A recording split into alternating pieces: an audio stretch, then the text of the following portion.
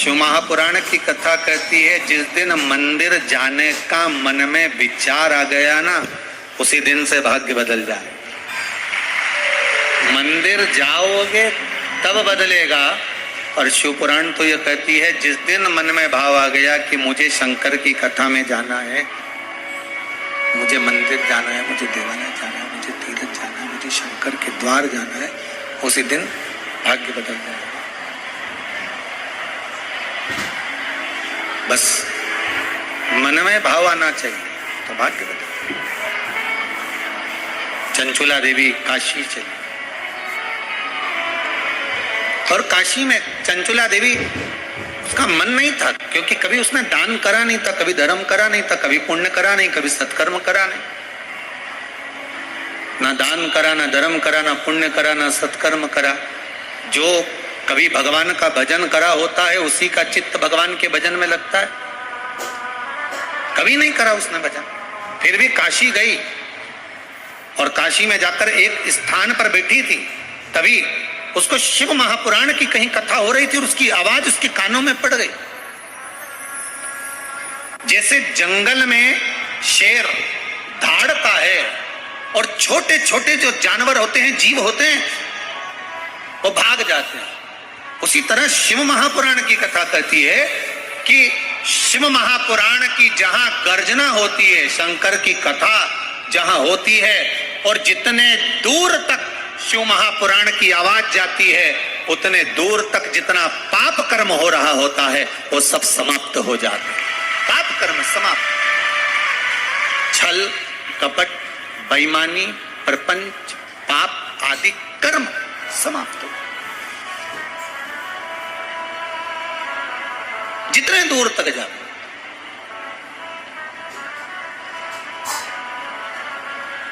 शिव गर्जना, सिंह की गर्जना के द्वारा महाराज कथा सुनी, मन में शिव समाहित हुआ। कथा क्या देती है? तो कहा शंकर को हृदय में बिठा देती है। भगवान कभी देता हुआ नहीं दिखेगा आपको कि आकर दिया, पर शंकर की कथा सुनने के बाद अगर कोई आपका हेल्प कर रहा है, कोई सहयोग कर रहा है, कुछ दे रहा है, कुछ प्रदान कर रहा है, समझ लेना वो तुम्हारा परिचित नहीं, शंकर ही उस रूप में आया, कोई दूसरा नहीं आया है, शिव ही आया। क्योंकि तेरे दरबार की बाबा निराली शान देखी है, तेरे दरबार की बाबा निराली शान देखी है, तुझे देते नहीं देखा, झोली भरी देखी है। मेरा शंभो कभी सामने आकर नहीं देगा, पर देता जरूर है। जब लंका अधिपति रावण को सोने की लंका दे सकता है, भस्मासुर को कंकण दे सकता है, तो आप और हमको क्यों ना देगा? कितना दुख है जीवन में, दुख ऐसा कोई मनुष्य पृथ्वी पर पैदा नहीं हुआ जिसको दुख नहीं हुआ। कोई तन दुखी, कोई मन दुखी, कोई धन बिन रहत उदास, तुलसी या संसार में सुखी राम का दास।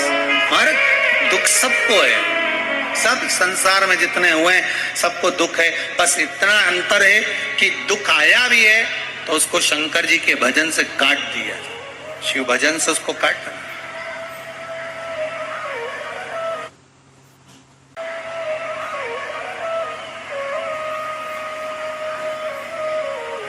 इस पत्र में एक माता ने पत्र लिखा है छोटा सा कि गुरुदेव अब इतने लोग बैठे हो, माइक भी पहुंचाएं तो किसके पास पहुंचा, और माइक पहुंचेगा तो 1 घंटे में पहुंचेगा, इसलिए नहीं तो हम तो आप लोगों को खड़ा करके बुलवा सकते थे, पर हम नहीं बुलवा रहे। इसमें पत्र में लिखा है, मेरा बेटा 14 साल तक प्रयास करता रहा सरकारी जॉब की, नहीं हुआ।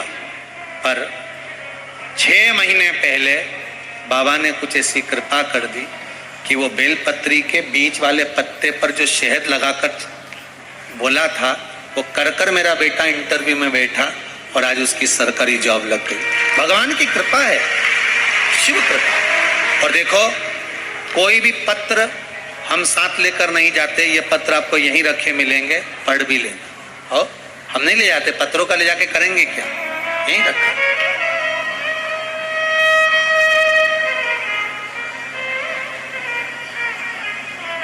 सब यहीं रखा हुआ है, आप तो पढ़ लो।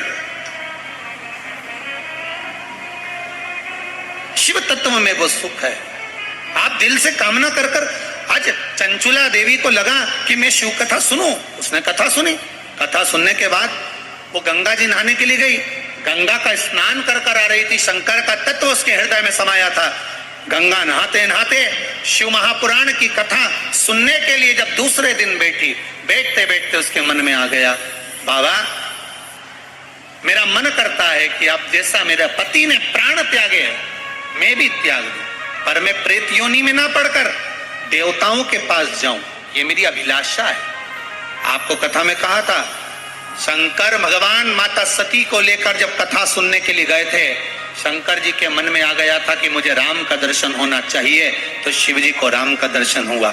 सती मैया ने ये सोच लिया था कि मैं अभी विवाह कर कर आई हूं, और ऐसा विवाह करने के बाद तो लोग घूमने जाते हैं, मेरे पति मुझे कथा सुनाने लाए हैं, इससे तो अच्छा मेरा शरीर जलकर भस्म हो जाए। शंकर भगवान को राम का दर्शन हो गए और सती मैया जलकर भस्म हो गई। शिव महापुराण का नियम है, इस कथा में जो आप कामना करते हो, बाबा आपको वो 3 महीने के अंदर दे ही देता है। कामना जो करे वो मिले।